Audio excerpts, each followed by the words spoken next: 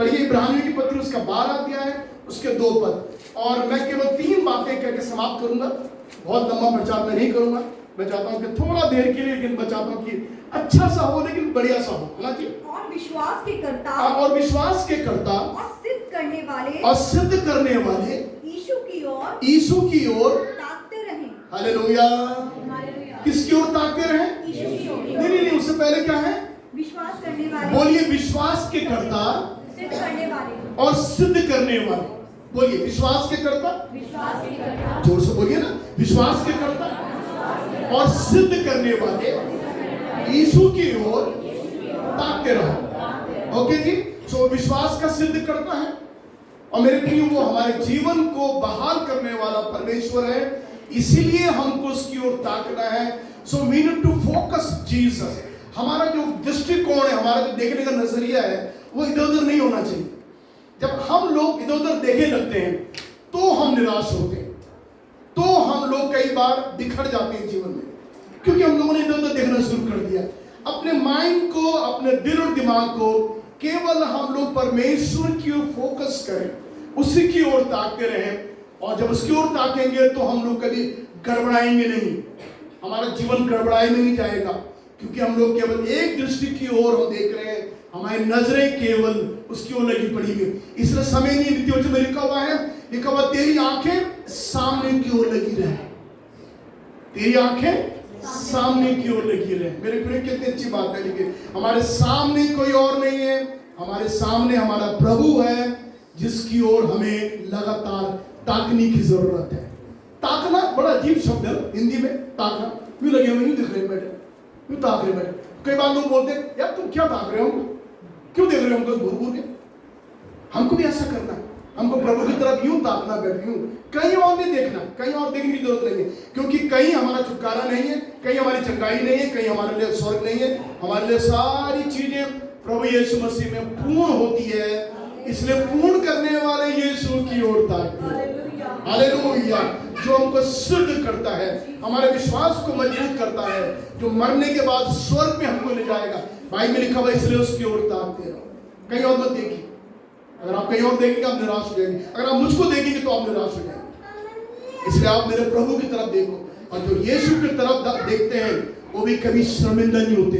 जिन्होंने उसकी ओर दृष्टि करी उन्होंने ज्योति पाई, उनके मुंह कभी काले नहीं होने पाए, उनके मुंह कभी भी काले नहीं होने पाए, अगर जिन्होंने प्रभु की तरफ देखना सीखा है।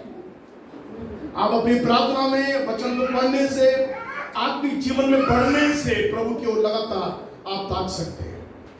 मैं 3 बातें यहाँ पर जो बाइबल में लिखा हुआ, हम क्यों ताकना है हम आगे देख सकते हैं उसके बाद में जाकर। इसमें बड़ी चीज की बातें लिखी हुई पढ़ने के लिए। ओके, हमें क्यों ताकते रहो, क्यों ताकते रहने की हमको जरूरत है।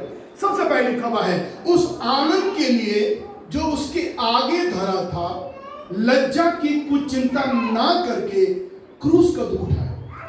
नंबर 1 नोट कर लीजिए मेरे पास। 3 बातें बोलूंगा, बस ज्यादा नहीं बोलूंगा, 3 बातें। नंबर 1, सबसे पहली बात है, हमें क्यों ताकना है प्रभु की तरफ? उसके आगे एक आनंद रखा था। सुनिए, बहुत इंटरेस्टिंग बात है। प्रभु यीशु की तरफ क्यों देखना है? क्योंकि प्रभु यीशु के सामने एक आनंद रखा था। उस आनंद जो उसके आगे धरा, लज्जा की कुछ चिंता ना करके उसने क्रूस का दुख सहा। इसका मतलब यह है कि जब प्रभु दुख सह रहा था तो वो अपने दुखों में एंजॉय कर रहा था। इसका मतलब यह है, अपने दुखों में वो आनंदित था। क्यों? क्योंकि उसके आगे कुछ रखा था जिसको वो देख देख के खुश हो रहा था। आप बोलेंगे बड़ी अजीब सी बात है। जी हाँ, ये बड़ी अजीब सी बात है कि प्रभु यीशु मसीह जब दुख भोग रहा था तो उसने उसको अपना आनंद समझा। बोलिए क्यों? क्योंकि कोई चीज थी जो उसके आगे रखी हुई थी। मैं चाहता हूं थोड़ा सा आप ध्यान देंगे कि वो चीजें क्या थी।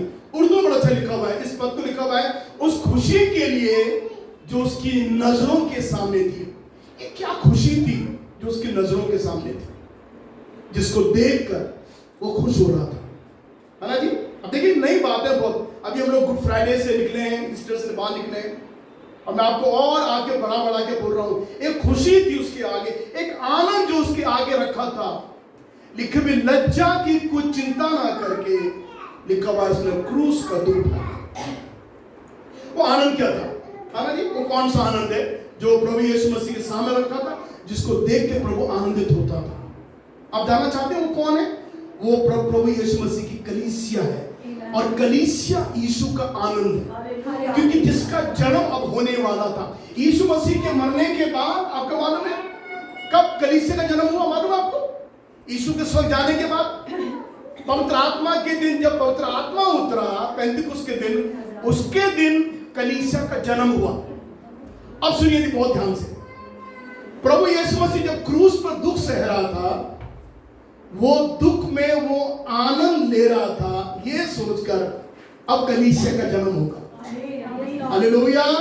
उस कलीसिया का जो जन्म होने वाला है, ये ऐसा जैसे एक बच्चा पैदा होने वाला, एक जन्म होने वाला था। और वो बच्चा जो है वो माँ बाप का क्या होता है? आनंद होता है। मैं आपको बताना चाह रहा हूं प्रभु यीशु मसीह ने इस संदर्भ में क्या बात बोली है, जो बड़ी खास बात है। उद्धार पाए हुए लोग केवल यीशु का आनंद है। जितने लोग इस दुनिया में जिनको पापों की क्षमा मिल जाती है, जिनका उद्धार हो जाता है, वो परमेश्वर का आनंद बन जाते हैं। We are not burden. हम प्रभु के लिए कोई बोझ नहीं बनते, परंतु हम प्रभु का आनंद बन जाते हैं। जब यीशु ने आपको मुझको पापों से निकलता हुआ बाहर देखा, आप और मैं उसका आनंद बन गए। जब यीशु ने आपको शैतान के हाथ से आजाद होते हुए देखा, आप और मैं प्रभु यीशु का आनंद बन गए। So church is the joy. Church जो है वो आनंद है यीशु का, वो खुशी जो है वो कलीसिया है यीशु का, जिसको देखकर प्रभु ने दुख उठाया। क्योंकि कलीसिया का जन्म होने वाला था। जिस समय यीशु मसीह मारा, उस समय कलीसिया नहीं थी। उस समय में आराधना नहीं हुआ करते थे, उस जमाने में कलीसिया नहीं थी। तो आप देख रहे हैं यहाँ पर वो खुशी का जो मौका प्रभु के जीवन में आया, वो तब आया जब लोगों ने अपना जीवन प्रभु को सौंपा। सुनिए, जिस दिन आप अपने जीवन प्रभु को सौंप देते हैं, वो परमेश्वर के लिए आनंद का दिन होता है। अच्छा, परमेश्वर के लिए नहीं आनंद होता दिन होता है, वो स्वर्ग में आनंद का दिन होता है। स्वर्ग में भी आनंद होता है। और कौन आनंद मनाता है? सब बोलिए, कौन मनाते हैं आनंद? जोर से बोले, कौन मनाता है?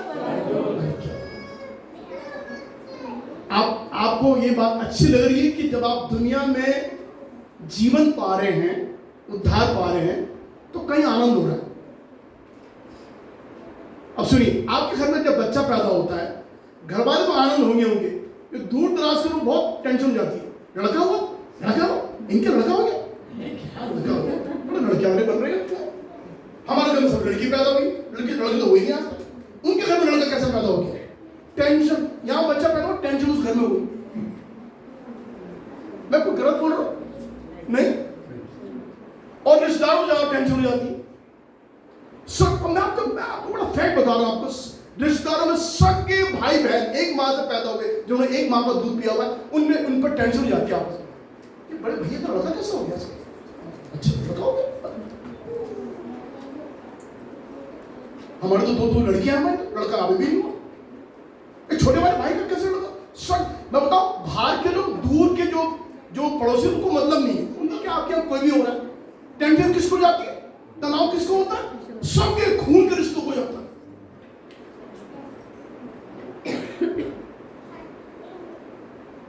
मैं आपसे बात कहना चाहता हूं, ये दुनिया की रीति है।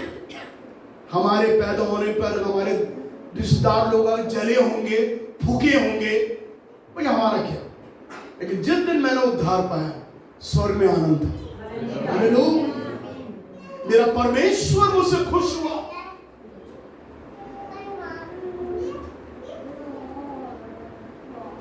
आप चाहते हैं आप प्रभु को खुश करें, परमेश्वर को आनंद दें? आप चाहते हैं स्वर्गदूत स्वर्ग में आनंद मनाए? Something has to be done on earth. इस पृथ्वी पर कुछ होना जरूरी है जिससे स्वर्ग में आनंद मनाया जाए। स्वर्ग में आनंद बनता है। तो यीशु जब दुख भोग रहा था, बहुत मजेदार इंटरेस्टिंग बात है जो प्रभु ने मुझे सिखाई। वो क्रूस पर दुख तो सह रहा था, लेकिन वो दर्शन में आपको मुझको देख रहा था। Hallelujah, hallelujah. धन्यवाद हो प्रभु का, जब वो दुख सह रहा था तो आप में उसका आनंद बन गए। जो लिखा हुआ है, जो आनंद उसके आगे रखा था उसको सामने रखते हुए लज्जा की चिंता न करके क्रूस का दुख सह लिया। देखो प्रभु ने अपने मरने से पहले एक बात बोली थी, मैं चाहता हूं वो जो बता रहा है कि शोक आनंद में बदलता है ना, प्रभु ने बताया। मैं चाहता हूं देखो एक बड़ी अच्छी बात है बाइबल में, जब स्त्री जलने लगती है तो उसको शोक होता है। This is very practical. और उसके दुख की घड़ी आ पहुंची, परंतु जब बालक जन्म दे चुकी तो इस आनंद से कि उसने जगत में एक मनुष्य उत्पन्न किया है, उस संकट को फिर स्मरण नहीं करते। आप बताइए ऐसा नहीं होता हमारे घरों में, है ना? जब एक स्त्री एक बच्चे को पीड़ा में पैदा करती है ना जी, उस समय उसका हाल अच्छा नहीं होता, लेकिन बच्चा पैदा करने के बाद वो बच्चा उसका आनंद बन जाता है। हालेलुया। देखिए ये बात प्रभु यीशु मसीह बोल रहा है। क्यों? वो ये सोचती है, वो अपने दुखों को भूल जाती है, वो अपनी पीड़ाओं को भूल जाती है। 9 महीने पेट में रखा, कभी उल्टियां हुई, ये हुआ, जनक के साथ हुआ, वो सब भूल जाती है। प्यारा सा बच्चा उसके गोद में आ जाता है। हालेलुया। लिखा वो संकट को फिर वो याद नहीं करता। मेरा प्रभु यीशु मसीह सुन एग्जैक्टली जब वो क्रूस पर आपके लिए पीड़ा सह रहा था, केवल आप जब होने वाले थे और जब आप हो गए, आप यीशु का आनंद बन के यीशु अपनी सारी पीड़ाओं को भूल चुका है। आप बताइए मुझे, ईमानदारी से बताइए, आपने कोई मां आज तक ऐसी देखी है जो जिंदगी भर अपने बच्चों को कोसती रहती है? अरे तू तो, तेरा पैदा होने में दर्द मुझे हुआ ना, तू मर जाता कितना अच्छा होता मेरे लिए, कितनी पीड़ा मुझे हुई थी मालूम है? कैसे 9 महीने पहले तू मेरा पाला तुझे। कौन सी मां ऐसी बोलती है? कोई नहीं बोलती। क्योंकि क्यों है? अब जब प्यारा सा बच्चा गोद में है, मां अपनी सारी पीड़ाएं भूल गई है। हालेलुया। वो 9 महीने का दर्द, अस्पतालों में भागना, जांचें करवाना, दवाइयां लेना, प्रिकॉशन करना, अपना ध्यान रखना, गिर नहीं जाना, फिसल मत जाना, कितनी कितनी चीजें होती है, वो सब भूल जाती है। क्योंकि उसकी गोद में प्यारा सा सुंदर सा बच्चा गोद में आता है और वो बच्चा अपनी माँ बाप का आनंद बन जाता है। मैं आपसे एक बात के लिए कहना चाहता हूँ, मेरे प्रिय, जिस दिन आपने प्रभु यीशु को पाया, आप यीशु मसीह का आनंद बन चुके हैं। You are the child. आप प्रभु यीशु का आनंद, और यीशु ने जो पीड़ाएं सही है क्रूस पर, वो आपके लिए, और जब पीड़ाएं सही है, उसकी पीड़ाएं साकार हो जाती हैं, पूर्ण हो जाती हैं जब आप उसके पास जाते हैं। हाँ, कितना अच्छा लगता जब इतना बड़ा लड़का माँ बाप के पास आता है, माँ के मम्मी से बोलता है, मम्मी बोलती मेरे पास बता, ये माँ तुझे पैदा करने में कितना दर्द हुआ मुझे। कोई नहीं बोलती है ऐसा, कोई माँ नहीं बोलती है ऐसा। ये क्या सिस्टम है कुदरत का, ये कुदरत की क्या बात है? क्यों माएं अपने बच्चों को कोसती नहीं है जिंदगी भर? क्यों नहीं करती है ऐसा? आप जानते हो, क्योंकि माँ के अंदर परमेश्वर ने वो ईश्वरीय स्वभाव दिया हुआ है कि दर्द सहना और भूल जाना। हालेलुया। दर्द सहना और भूल जाना, ये ईश्वरीय स्वभाव गुण जो परमेश्वर ने दिया है। तो आपने देखा कितना प्यारा पद है। आप समझे इस पद को? समझ गए? तो यीशु के सामने जो क्रूस का दुख सहा प्रभु ने, वो आपको और मुझको सहकर उस दुख को भोग लिया। आपको मुझे सामने रखकर उसने दुख सह लिया। आपसे मुझे प्यार कर कर उसने वो दुख सह लिया। अब बताइए आप और मैं कितनी इंपॉर्टेंट है? हालेलुया। आप और मैं कितने महत्वपूर्ण हैं? हमारे लिए किसी ने दर्द सहकर हमको अपना बना लिया। How precious we are। और हम कितने कीमती हैं। किसी ने अपना खून हमारे लिए दे दिया, किसी ने अपनी जवानी हमारे लिए लुटा दी, किसी ने अपना भविष्य दांव पे लगा दिया हमको अच्छा बनाने के लिए। लिखा हुआ है, जो दुख उसके आगे रखा था, जो आनंद उसके आगे रखा था, उसकी कोई परवाह ना करके उसने क्रूस का दुख सह लिया। How much we should love him, हमें कितना प्यार प्रभु को करना चाहिए। हाँ जी, आगे पूरे मेहरबानी करके सब ध्यान से, हमें यीशु को कितना प्यार करना चाहिए, जिसने अपने लज्जा की कोई बात ना सुन समझ के भी उसने आपके लिए और मेरे लिए दुख उठा दिया। दूसरी बात, लज्जा की कुछ चिंता ना करके क्रूस का दुख सहा। मैं चाहता हूं आप जरूर इस बात करके, लज्जा ये हिंदी का बड़ा खराब शब्द है। लाज, लज्जा, शर्म, बेहा, ये सारे कैसे शब्द है दुनिया में। यीशु ने लज्जा की कोई चिंता नहीं करी। सुनिए ध्यान से आज से,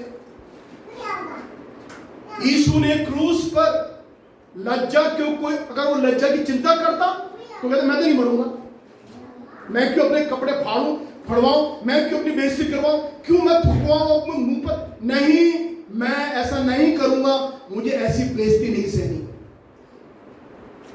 लेकिन लिखा हुआ है उसने लज्जा की कुछ चिंता ना करके क्रूस का दुख सहा। प्लीज इन शब्दों को आप नोट करें। अब मैं एक रहस्य खोलने जा रहा हूं, जो जब मैंने खोला, प्रभु ने दिल खुलवाया, मुझे बड़ी आशीष मिली। आपको मिलेगी ठीक है, नहीं तो कोई बात। मैं चाहता हूं इस बात को आप समझ जाए कि लज्जा की जब बात कर रहे हैं, मानो उसका अधिक अपमान करने के लिए उसको नंगा कर दिया, उसका सब कुछ छीन लिया। लोगों ने उस समय जो सिपाही लोग थे, उन्होंने यीशु के कपड़े उतार के उसको फाड़ दिए। सुनिए बहुत ध्यान से, एक स्वर्ग से आया हुआ, इस संसार में जन्म ले लिया, उसके कपड़े फाड़ दिए। मतलब ये किसी को बेइज्जत करने का तरीका होता था समय में। उससे पहले को क्रूस में मारे और बेइज्जत करने का, बेइज्जती करने का तरीका होता है, ताकि लोग मजाक उड़ाए, ठट्टो मोड़ाते थे सामने, देखो कपड़े फाड़ दिए। सिपाहियों ने लिटरली यीशु के कपड़े फाड़ दिए। अब आप सुनिए, मैं बड़ी बारीकी से बताने जा रहा हूं, इसको आप समझाने की कोशिश करने का। क्यों यीशु को नंगा कर दिया, उसका एक कारण है जो मैंने यहां पर मेंशन किया। अगर आप समझ सकते हो तो पढ़िए उसको। लिखा हुआ है, पाप आने से पहले आदम हवा भी नंगे थे, लेकिन वो क्या करते थे, उनको शर्म नहीं आती थी, कोई लज्जा नहीं थी उनके पास। आदम हवा नंगे थे, बिल्कुल नंगे थे जब पाप नहीं आया दुनिया में। मतलब पाप ने उनकी आंखें खोली, उनको दिखाया, अरे तुम तो नंगे हो। तो जब तक पाप नहीं आया था वो लज्जाते नहीं थी, कोई शर्म नहीं थी उन दोनों को। अब कल्पना कीजिए कि स्त्री पुरुष दोनों नंगे। ओके, पाप आने के बाद उन्हें नंगापन दिखाई देने लगा। सो नंगापन पाप को दिखाता है, नंगापन पाप को दिखाता है। इसलिए शायद आप लोगों ने नहीं देखा है, अगर आप दुनिया में जाइए, बहुत अधिक मात्रा में नंगापन है दुनिया में आज, बहुत है। मैं आप कह नहीं सकता हूं, क्योंकि मैं तो इतनी जगह जाकर मैं देखता हूं, अपने आंखों से देखता हूं, बहुत नंगापन है। सो पाप का परिणाम, द नेकेडनेस। परमेश्वर एक पापी को नंगा ही देखता है दरअसल, हाँ, परंतु उसके उद्धार पाने के बाद परमेश्वर उसको कपड़े पहनते देखता है। हालेलुया। हर एक, सुनिए, हर एक पापी ईश्वर की दृष्टि में नंगा है। रिकॉर्डिंग हो रही, देखिए, अब आपको अच्छा लगे बुरा लगे, हर एक जिसको ईश्वर की प्राप्ति नहीं हुई है, जो परमेश्वर से दूर है, जो पापी जिंदगी बिता रहा है, जिसके मनों में परमेश्वर वास नहीं करता है, वो नंगा है। ये मैं नहीं कह रहा, लेकिन जिस दिन वो ईश्वर को प्राप्त कर लेता है, उसको एक ऐसे कपड़े दिए जाते हैं जिससे नंगापन ढक जाता है। और आप जानते हो कौन से कपड़े? पढ़िए, मेरा प्राण परमेश्वर कारण मगन हुआ, क्योंकि उसने मुझे उद्धार के वस्त्र पहना दिए। हालेलुया। तो यीशु ने के कपड़े इसलिए उतार दिए ताकि जो नंगापन, जो पाप का परिणाम है, यीशु उसको फेस कर सके, उसको झेल सके। दरअसल उनको प्रभु यीशु के कपड़े उतारने की जरूरत नहीं थी। उनको, आप सुन रहे ध्यान से, नहीं थी जरूरत, लेकिन उन्होंने इतना अनादर करने के लिए, इतनी बेइज्जती करने के लिए उसके कपड़े तो उतार दिए, उनको फाड़ दिए। अब देखिए क्या उन्होंने कपड़ों को साथ में किया, उन कपड़ों के बारे में मैं बताने जा रहा हूं। लेकिन यीशु ने लज्जा की कुछ चिंता ना करके आपके लिए और मेरे लिए बेइज्जत हो गया, क्रूस का दुख उठा दिया उसने। ओ ऐसा प्रेमी आपको दुनिया, ऐसा लवर आपको दुनिया में मिलेगा नहीं। इतनी मोहब्बत करने वाला कोई लड़की भी दुनिया में पैदा नहीं हुई, ना लड़का ऐसा पैदा हुआ जो इतनी मोहब्बत कर दिया अपने प्रेमी, अपनी प्रेमिका। ऐसा प्रेम, ऐसी मोहब्बत है जो बेबयान है।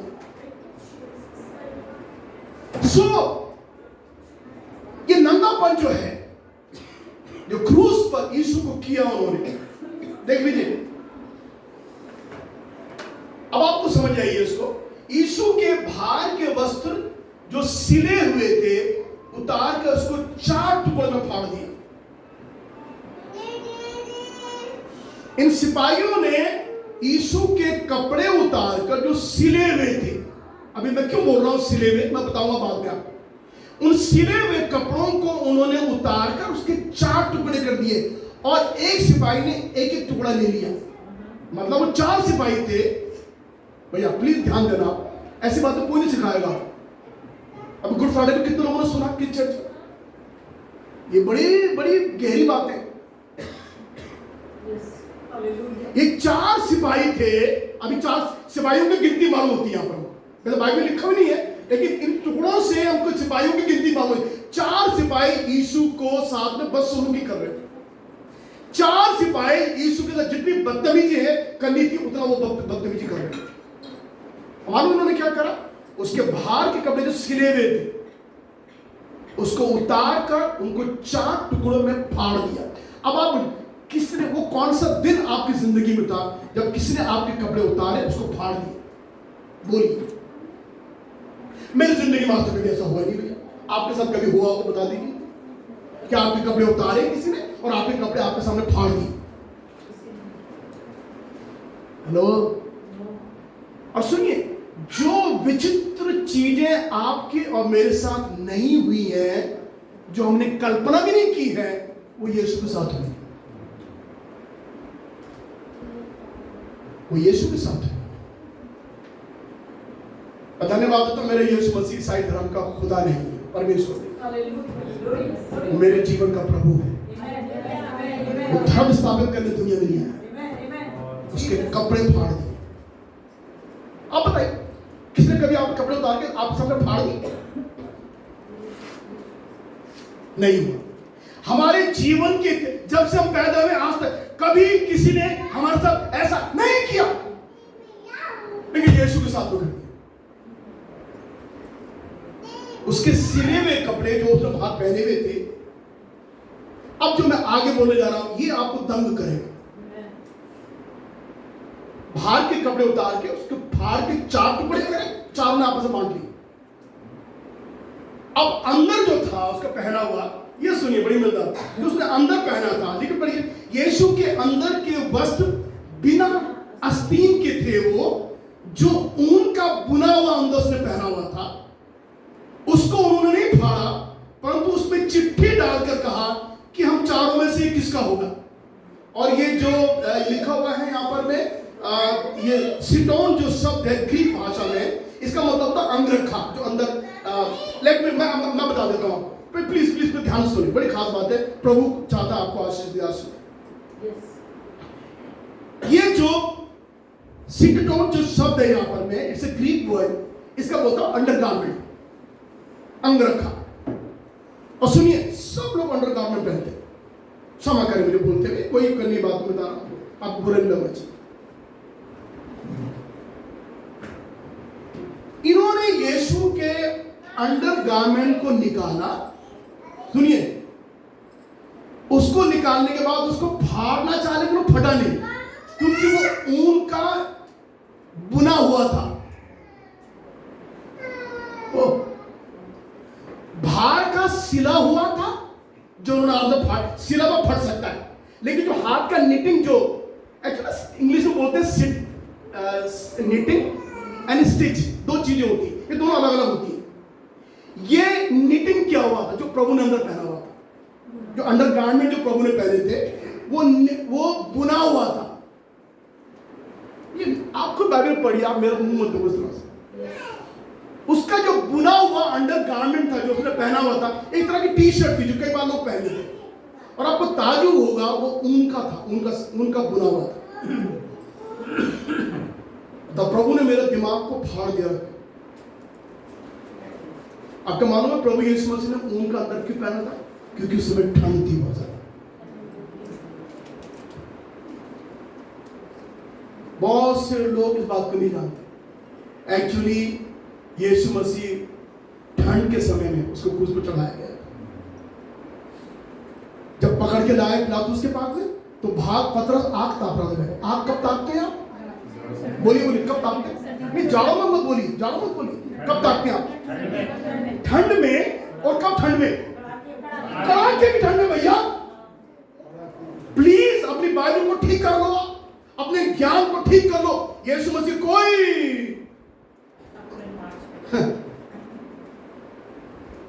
और आपको एक बात और बता दो, आप कान खोलने के लिए।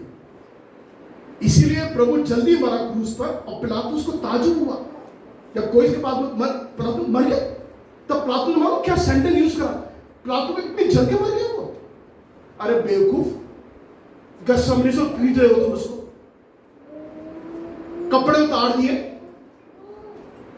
ऊन का जो उसने पहना था अंदर तुमने वो भी उतार के उसमें चिट्ठियां डाल दी तुम लोगों ने। तुम्हें शर्म नहीं आ रही? मैं यीशु ने अंदर से ऊन का पहना था। ये मुझे बहुत तंग करता है बात की सोच के। उसका अंडरगारमेंट, वो ऊन का जो अंदर रखा पहना था अंदर से, वो उसको ठंड से बचाने के लिए उसने पहना हुआ। हम जाड़ों में कितने इनर पहनते हैं, सब पहनते हैं इनर। हम जाओ, उसने वही पहन रखा। उसको उतार कर उसको फाड़ नहीं सके, क्योंकि वो ऊन का बुना हुआ था, सिला हुआ नहीं था। सिला हुआ पहले फाड़ चुके थे, उसके 4 टुकड़े उन्होंने कर दिए थे। जैसे माना मैंने ये शर्ट पहनी हुई, आप उसको फाड़िए, 4 टुकड़े कर दीजिए। लेकिन जो वेस्ट मैंने अंदर पहना हुआ, जो इनर मैंने पहना हुआ है, ये ऊन का है सब। इस तरह समझ लीजिए आप उसको।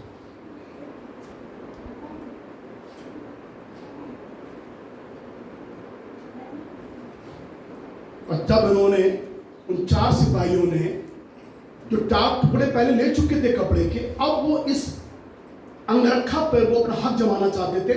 वो क्योंकि वो क्योंकि ऊन फट के टुकड़े नहीं होगा, ऊन है, सिले हुए बुना हुआ है। तो उन्होंने क्या सोचा, तीनों ने, एक काम करो, तू लेगा कौन है? मैं लूंगा, चल मैं लूंगा। तो चिट्ठी डालो, चलो उसे डालो, उसके लॉटरी डालो उसके, और जिसकी लॉटरी निकलेगी वो ले जाएगा उसको। आप भी समझ नहीं समझ बात? आपके बात समझ में आ रही है मेरी बात? ये सारी बातें उसको लज्जित करने के लिए थी। ये सारी बातें उसको शर्म में डालने के लिए थी। सारी पब्लिक उसको देख रही है, सारे लोग देख रहे हैं, वहां स्त्रियां, जवान औरतें वहां खड़ी है, वो देख रही है, सारे बच्चे देख रहे हैं, उसको नंगा करते हुए सब देख रहे हैं। लेकिन उसने किसी लज्जा की परवाह ना करके क्रूस का दुख सह लिया। हालेलुया। ताकि वो आपको मुझे अपना बना ले, ताकि आपकी जो शर्म है, आपकी जो हया है, आपकी जो बेइज्जती हुई है, इन सारी चीजों को मेरा यीशु का क्रूस कवर अप करता है। Hallelujah, hallelujah, hallelujah. क्रूस पर उसने दुख सहा। वो केवल, मैं ये कह रहा चलो कीट ठोको, कुछ करके उसको मार डाल देते, मारो उसको। ये सब क्यों कर रहे हो उसके साथ? क्यों फाड़ रहे हो उसके कपड़े? क्यों उसके अंगरखों को इनर अंडरगारमेंट निकाल के उसको तमाशा कर रहे हो? क्यों कर रहे हो? ऐसा मत करो, उसको मार दो, जल्दी मार दो उसको। लेकिन उन्होंने तिल तिल करके मारा, धीरे धीरे करके मारा। मतलब इतना खुमार उनके मन में था, इतना गुस्सा उनके मन में था, इतना द्वेष उनके मन में था।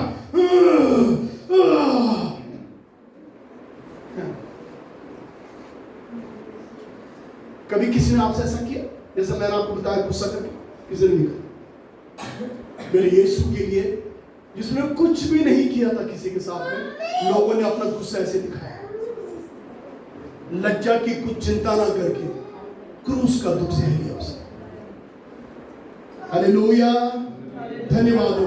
और तीसरी वाक्य के समाप्त कह रहा हूं, और ये सारे दुख उठाने के बाद, लज्जित होने के बाद, तीसरे दिन जी उठा, सिंहासन पर परमेश्वर के दाहिने जा बैठा। हालेलुया, वो परमेश्वर के दाहिने जा बैठा। एक बेइज्जती किया हुआ इंसान जिसका तिरस्कार कर दिया गया है, उसको जो आदर परमेश्वर ने दिया, अपने दाहिनी ओर बिठाकर उसको जो सम्मान स्वर्ग में दे दिया। इसलिए मैं ये कहता हूं सर, जितने प्रभु के लोग इस दुनिया में दुख से रहे हैं, जिनका विरोध किया जा रहा है, स्वर्ग आपका इंतजार कर रहा है आपके आदर के लिए। हालेलुया, स्वर्ग आपका इंतजार कर रहा है आपको आदर देने के लिए। Please come inside, please come inside, कृपया करके अंदर आइए, स्वर्ग में आपका इंतजार हो रहा है। इसलिए मसीह जीवन इतना सरल नहीं है। एक प्रेरित साधु सुंदर सिंह थे, उन्होंने यही बात बोली थी अपने गाने में, तन मन धन उसे दो, अपने यीशु को सब कुछ दो, क्योंकि उसी के द्वारा उद्धार पाना है, जीती आत्मा का दान उसे दो। और आप देखिए उन गाने में जो सेंटेंस उन्होंने लिखा था, उन गाने में उन्होंने यही लिखा था, है ना जी, कर यीशु को अपना कहना जैसे कांटों की राह में चलना। इतना सरल नहीं, लेकिन लिखा हुआ है बाद में, यीशु ने क्रूस पर दुख उठाया, लिखा हुआ है लज्जा सह लिया, लेकिन बाद में परमेश्वर ने उसको अपने दाईं ओर बिठा दिया। सुनिए यहां पर जो पद लिखे वो ये है, यीशु की ऊंची पदवी, दाहिने हाथ का मतलब होता है यीशु की ऊंची पदवी, आदर के साथ सामर्थ और अधिकार प्राप्त करके स्वयं परमेश्वर बन के बैठना, स्वयं परमेश्वर बनकर स्वर्ग में बैठना, ये सम्मान और आदर प्रभु को दिया गया है। कौन था ये? जिसने लज्जा की कोई चिंता नहीं करी, जिसने क्रूस का दुख सह लिया, जिसकी बेइज्जती की गई है। अभी परमेश्वर ने अपने बराबर में बैठा दिया उसको, परमेश्वर बनकर बिठा दिया उसको, और पूरी रीति से उसकी ऊंची पदवी करी, लिखा हुआ उसको सामर्थ अधिकार दे दीजिए।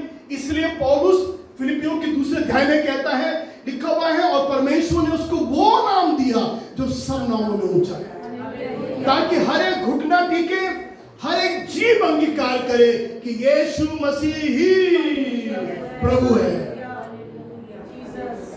तो परमेश्वर ने ऊंचा किया उसको। हम धन्यवाद देते हैं प्रभु को। स्वर्ग और पृथ्वी का सारा अधिकार यीशु को दिया है। हाँ जी, हालेलुया। छुटकारे के काम को पूरा करके सिंहासन में बैठ गया। आप सुनिए, ये जो बात है सिंहासन में बैठना, छुटकारे के काम को करना पूरा, मतलब जब आप घर में काम करते हो तो क्या करते हैं? हम बैठ जाते हैं, ओ भैया बहुत थक गया मैं, आज दिन भर काम करा मैंने, बैठ जाओ, थक गया मैं बहुत ज्यादा। आप जानते हैं छुटकारे के काम को कर कर यीशु आराम से सिंहासन में बैठ गया। इसका मतलब यही है, सो ही कंप्लीटेड द वर्क, उसने पूरे काम को पूरा किया और सिंहासन पे जाकर बैठ गया। हालेलुया, धन्यवाद हो प्रभु का। सुनिए, स्तिफनुस ने यीशु को परमेश्वर के दाहिने खड़ा देखा। अब जब ये बड़ी अजीब सी बात है, यीशु परमेश्वर के दाहिने ओर बैठा हुआ है। बाइबल में कितने पद है, इनके पद में बता देता हूं, सारे पद देखिए, यहाँ पर लिखे हुए पद, यहाँ दुनिया भर के। इन पदों को आप कभी घर जाके पढ़ सकते हैं। देखिए कुलुसियों के तीसरे अध्याय पहला पद, प्रेरितों का, इब्रानियों का, ये वो पहला पद, रोमियो पत्री, इन सारे पदों में आपको मिलेगा कि यीशु परमेश्वर के दाहिनी ओर बैठा हुआ है। लेकिन जब स्तिफनुस को पथरवाह कर रहे थे, पत्थर मार रहे थे, स्तिफनुस मरने वाला था, लिखा हुआ है स्तिफनुस ने स्वर्ग खुला हुआ देखा और यीशु को परमेश्वर के दाहिनी ओर खड़ा हुआ देखा। वैसे वो क्या है? बैठा हुआ। बहुत साल हो गए, मैंने कहा प्रभु आप खड़े क्यों हुए, आप तो बैठे हुए। तो परमेश्वर ने एक बात मुझे सिखाई बहुत साल पहले, वो पुराना मेरे सरमन है जो मैंने प्रचार किया था, कि स्तिफनुस की, जब स्तिफनुस ने देखा यीशु को तो परमेश्वर के दाहिने ओर खड़ा हुआ देखा, बैठे हुए देखा, वैसे बैठा हुआ है। अच्छा आप मुझे बताइए, तो प्रभु ने, मैंने कहा प्रभु क्या मतलब, तू खड़ा क्यों हुआ?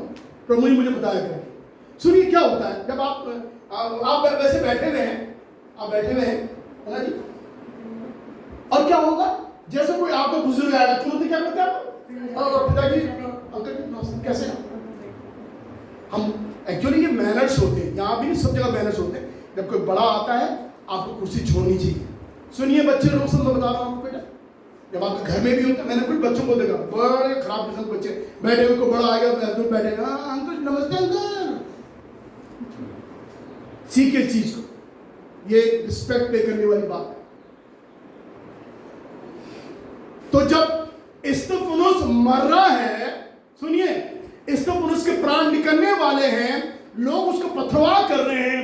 जैसे स्तिफनुस ने आखिरी अपने प्राण दिए, उसने स्वर्ग को खुला हुआ और यीशु मसीह को परमेश्वर के दाहिनी ओर खड़ा हुआ देखा। मालूम क्यों?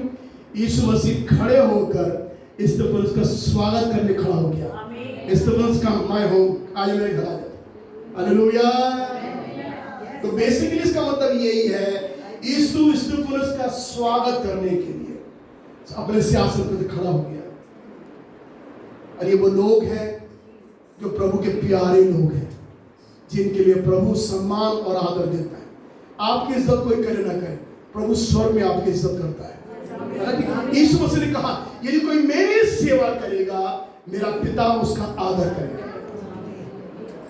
यदि कोई मेरी सेवा करेगा तो मेरा पिता आदर करेगा। अगर आप झाड़ू लगाएंगे छत में, मीटिंग की थी तैयारी, खाने पीने की तैयारी करेंगे, ये करेंगे वो करेंगे, यहाँ झाड़ू लगाएंगे करेंगे, आप बताओ, आपको प्रभु आपका आदर करेगा।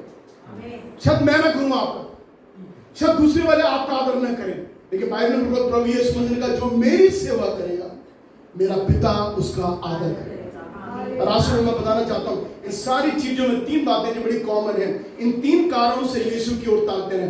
उस आनंद के लिए जो उसके आगे रखा था, अर्थात वो आप और मैं, वो आनंद है प्रभु का।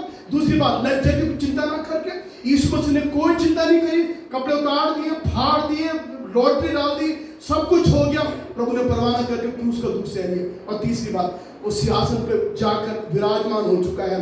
और इसलिए पौलुस एक आखिरी बात कहता, पढ़िए मेरे सामने, पढ़े आखिरी में क्या लिखा हुआ है? हाँ जी, हाँ जी, हाँ जी, हाँ जी। आप समझ गए क्यों हमें प्रभु की तरफ देखना है, क्यों ताकना है? क्योंकि वो वर्तमान में परमेश्वर के दाहिने में बैठा हुआ है। वर्तमान का मतलब, वर्तमान का मतलब अभी। हालेलुया। आज लोगों के बारे, जिनकी लोग आराधना करते हैं उनके बारे में लोगों को मालूम नहीं है। आज जिसकी आराधना हम करते हैं उसके बारे में हमें मालूम है। वो कहाँ है? वो वर्तमान में पिता की दाहिने में बैठा हुआ है। इन प्रेजेंट टाइम, वर्तमान में। सुनिए, बड़ा अच्छा लिखा हुआ पद, अब ध्यान से पढ़े। लिखा, मसीह वर्तमान है और वो परमेश्वर के दाहिनी ओर बैठा हुआ है। इसलिए क्या करो? पृथ्वी पर की नहीं परंतु स्वर्गीय वस्तुओं पे ध्यान करो भैया। हमें क्यों देखना है? हमें यीशु क्यों ताकना है? क्योंकि वो जिंदा परमेश्वर की दाहिनी ओर बैठा, वो वर्तमान में है। He is in the present time. कईयों को मालूम नहीं कौन था, कहां गया, मालूम नहीं लोगों को। हमें मालूम है हमारा यीशु वर्तमान है, आज भी पिता की ओर दाहिनी ओर बैठा हुआ है, हमारे निवेदन और विनती करता है।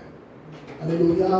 धन्यवाद हो प्रभु यीशु मसीह का, खुदा का शुक्र करते हैं। इसलिए हमको ताकना है यीशु की ओर, क्योंकि उसने हमारे दुख उठाया मेरे प्रियो।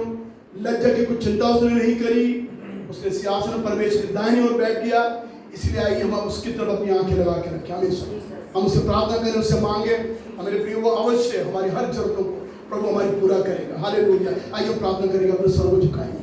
धन्यवाद देते हैं प्रभु यीशु मसीह के लिए, जिसने लज्जा की कोई चिंता ना करके आपके और मेरे दुख उठाया। कपड़े उसके फाड़ दिए गए, उन कपड़ों में लॉटरी डाल दी गई, लेकिन कोई भी लज्जा की बात उसने नहीं करी। उसने दुख को सह लिया। जब प्रभु यीशु ने दुख उठाया तो पिता ने उसको अपनी दाहिनी ओर बिठा दिया, जहां आज भी यीशु वर्तमान है, आज भी यीशु जिंदा है, आज भी वो वर्तमान है। तो आपके लिए और मेरे लिए निवेदन करता है। हालेलुया। धन्यवाद हो प्रभु का, प्रभु यीशु के नाम की स्तुति होने पाए। Thank you Jesus.